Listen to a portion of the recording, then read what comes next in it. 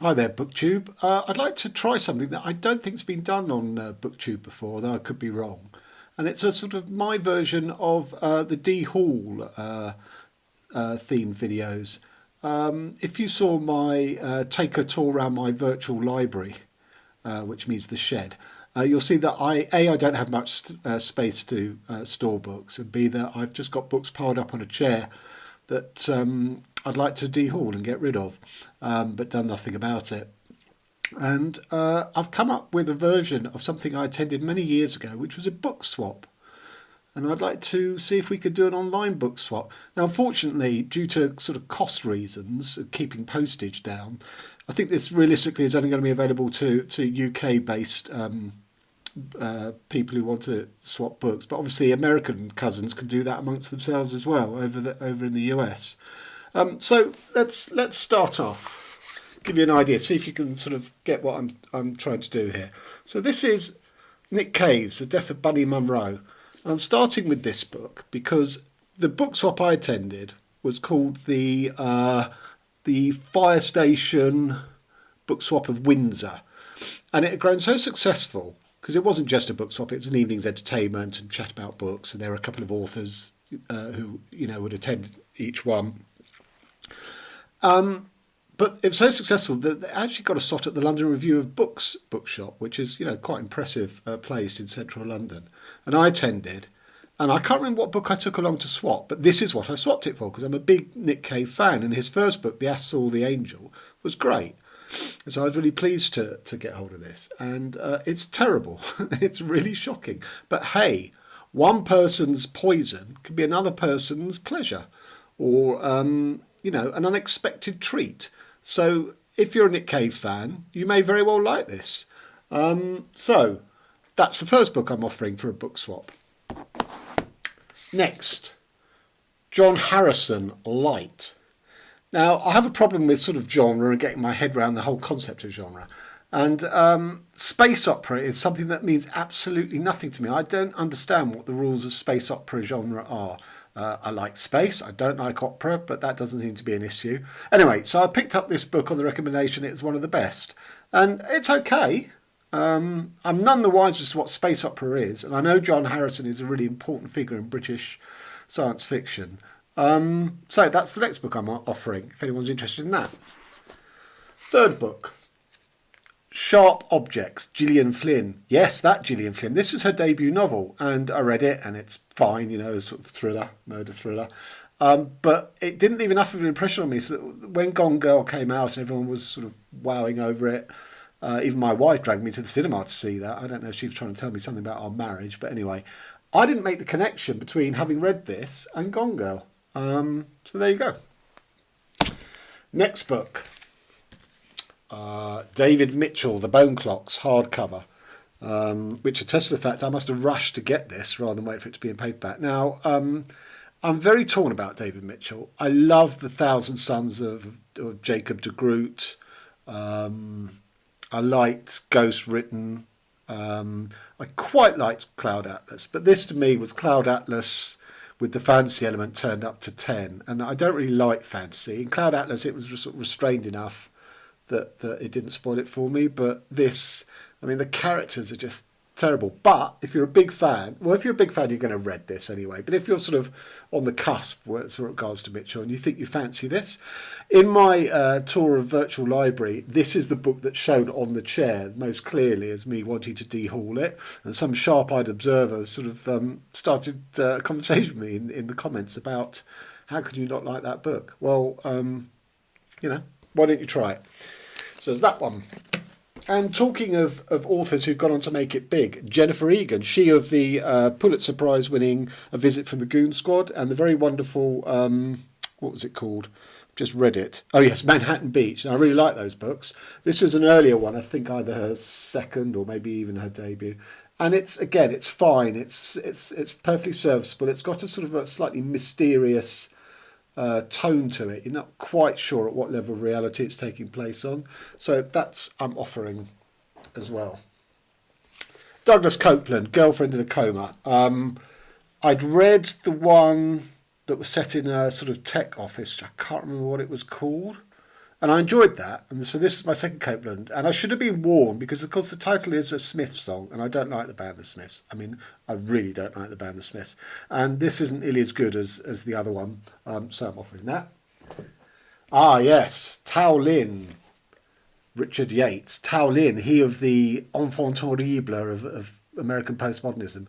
This book is probably the one I hate more than any other book, and made me regret shelling out money for it. But, don't be put off. If you're into sort of American postmodern fiction, you might really dig this.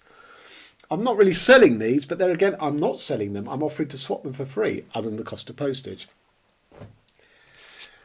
Marina Lewicha, apologies for mispronouncing her name. Now, she wrote, her debut novel was a short history of tractors in Ukrainian or something like that. And that was great. I really enjoyed that. It's very sort of kooky and whimsical. This was the follow-up book, which is good, but not as good as that one, in my opinion. Although in the light of Brexit, because this is all about sort of migrant workers in the black economy, in the light of that, it might actually have a lot more relevance than when I read it. What else have we got here? Ah, yes, Peter Kay, The Sound of Laughter. This is effectively a biography. I had hoped there'd be sort of more just sort of comedy skits in it and stuff. And the reason I bought this is, let's see if we can get it all in. The reason I bought this is because someone gave me W.H. Smith vouchers for my birthday, and there's only so much stationery and stuff you can have. And of course, W.H. Smith do not have a very deep literary fiction set of books. So I bought this. And now I'm offering it for a fair exchange for something else. Yes, so you can never have too much stationery when you've got W.H. Smith's vouchers burning a hole in your pocket. What else have we got? Jeffrey Deaver. Well, you all know who Jeffrey Deaver is. Death of a Blue Movie Star. Some Deaver books are very good. The one set in the Death School was fantastic. I can't remember anything about this, so that's why it's in my Dehaul pile. Ah, yes, Jake Arnott, The Devil's Paintbrush. Jake Arnott is a British writer who writes sort of true crime fiction, if that makes any sense. So his first book was about the cop killer Jimmy Porter in the 1950s or 60s, who shot and killed 3 policemen and was sort of, public enemy number 1. And this is one of his follow-up books where he sort of moved away from that sort of true crime because it was quite limiting for him. Because unlike America, we don't have that many stories. And I think if I remember, this is about Aleister Crowley, what went on in the Imperial War in Sudan, and how all these characters sort of interconnect. Yeah, that's what it was. And I've stopped reading Jake Arnott because I realised I haven't enjoyed any of his books. There were some elements of this that were interesting. The Crowley stuff is interesting, but not enough for me to want to keep it. Sam Lipsyte, Homeland. Now, Sam Lipsyte is the hip American author, use of language. He wrote, not C60, that's a musician. What was his book called? Sorry, pause for not dramatic effect. Oh, God, I can't remember. It's not listed here, which is a bit irritating.